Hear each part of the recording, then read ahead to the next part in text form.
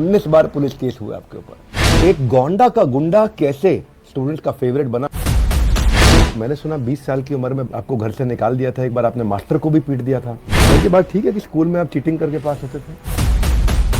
मैंने सुना आपकी माता जी आपको खूब पीटती भी थी। मदिरालय में मैंने सुना आप 6 महीने बार टेंडर का काम करते रहे। क्या टीचर से ये सब चीजें अपेक्षित होती हैं आज के समय में? तो आपके एस्पिरेशन कुछ अलग थे कि भाई मैं या तो करूंगा ठेकेदारी या करूंगा राजनीति।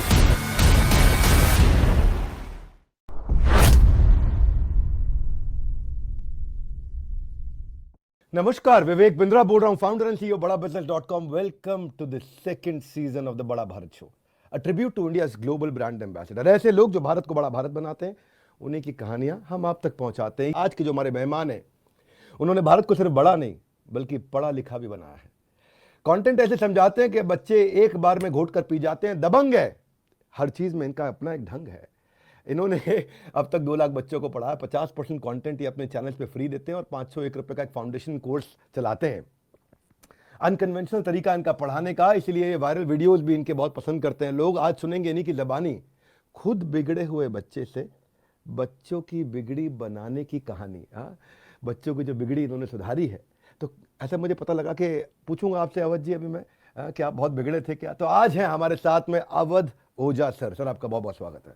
एक्साइटेड है आपसे मिलके, मजा आएगा। आज बहुत सारी आगे पीछे ऊपर नीचे खूब चर्चा होने वाली है और वीडियो लोगों को पूरा देखना चाहिए। 19 साल के थे आप जिस समय 19 बार पुलिस केस हुआ आपके ऊपर। इतनी शैतानी, फिर चाहे सट्टा हो या कट्टा, फिर चाहे रंगबाजी हो या बमबाजी। तो ये डाकू रत्नाकर ऋषि वाल्मीकि बने। और जब उनकी मुलाकात नारद मुनि से हुई, अंगुली माल संत बने जब वो भगवान बुद्ध से मिले। ये लड़ाई से पढ़ाई तक का सफर आपने कैसे तय किया? एक गोंडा का गुंडा कैसे स्टूडेंट्स का फेवरेट बना? क्षमा चाहता हूं ज्यादा कड़वा लगे, पर क्या ये सच है झूठ है, आप ही बताइए। नहीं, ये बिल्कुल ही सच है। और गोंडा का बदमाश कह सकते हैं, खुराफाती कह सकते हैं।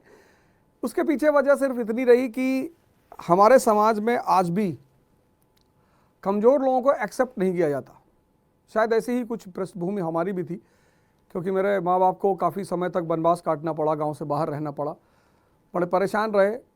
तो उसी पृष्ठभूमि में वो गोंडा में एक कहानी शुरू हुई बदमाशी की। बदमाशी के उसे मैं नहीं कहूँगा, सेल्फ डिफेंस ही कहूँगा। और मैं क्लास 10th में था जब पहली बार मेरे ऊपर केस हुआ। और क्या केस था वो पहला? केस कुछ नहीं था। मैं क्लास, बड़ी पुरानी सी कहानी थी। एक हमारे सोसाइटी में रहते थे सिंह साहब, तो उन्होंने क्लास 6th में या 7th में मुझे पीटा था। तो जब मैं क्लास 10 में था तो मेरे साथ मेरे 2 मित्र थे, एक अजय शुक्ला जी हैं, एक हरिओम तिवारी जी। हम दोनों तीनों लोग आ रहे थे सिगरेट पीते हुए, और वो साहब सामने से आ रहे थे। तो मैंने अपने तिवारी जी जो मेरे दोस्त हैं उनसे मैंने कहा यार मैं छोटा था तो इसने मुझे मारा था एक बार, कहा तो आज पैरेलल कर लेते हैं। हमने कर लेते हैं। और फिर हम तीनों आदमी ने उन साहब को बहुत मारा, और यहीं से एक कहानी शुरू होती है। क्योंकि जब हम कोतवाली गए, श्री आत्माराम दुबे जी कोतवाल थे, मुझे याद है, तो उन्होंने हमें समझाया कि देखो बेटे, लड़ाई झगड़ा नहीं करना चाहिए और ये सब अच्छी बातें नहीं होती है। पर उस घटना के बाद से जो इज्जत मिली, मतलब उससे पहले ये आलम था कि कोई स्कूल में क्लास में मेरा बैग फेंक दे उठा के, मेरी जो होमवर्क की कॉपी होती थी उसमें लड़के गोद देते थे, कोई मेरी छुट्टियां हुआ करती थी बड़ी सी, उसको पकड़ के खींच देता था। लेकिन वो एक घटना ने पूरा जीवन बदल दिया। मतलब इतनी इज्जत मिलनी शुरू हो गई, तो मुझे लगा ना ना ना, यही जिंदगी सही है। देखिए, मैं ये जरूर कहूंगा कि हो सकता है सब घटनाएं हुई, पर आप इसके ऊपर इतना बेबाकी से बोल देते हैं, तो कहीं डर नहीं लगता बच्चों के चरित्र पे असर पड़ेगा? मैंने सुना 20 साल की उम्र में बाद में आपको घर से निकाल दिया था, एक बार आपने मास्टर को भी पीट दिया था। नहीं, वो पीटा नहीं था, हालांकि इल्जाम मेरे ही ऊपर है, और वो हमारे पीटीआई थे, तो उनकी आदत थी। मैं ये टीचरों से रिक्वेस्ट करूंगा आपके मंच से कि हमारे देश के जितने भी शिक्षक हैं वो सिर्फ हमेशा विद्यार्थियों को देखें, उनके पिता को और उनके परिवार को कभी ना देखें।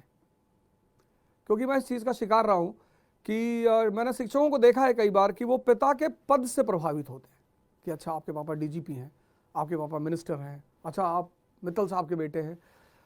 मेरा मानना है कि शिक्षक को हमेशा विद्यार्थी पर ही नज़र रखना चाहिए और उसकी योग्यता के हिसाब से उससे काम लेना चाहिए। तो हमारे जो पीटीआई साहब थे, भगवान उनको खुश रखे, तो वो मुझे टीम में लेते ही नहीं थे। और एक बार तो उन्होंने मुझसे खुद ही कहा कि तुम्हारे पापा कभी बैट पकड़े?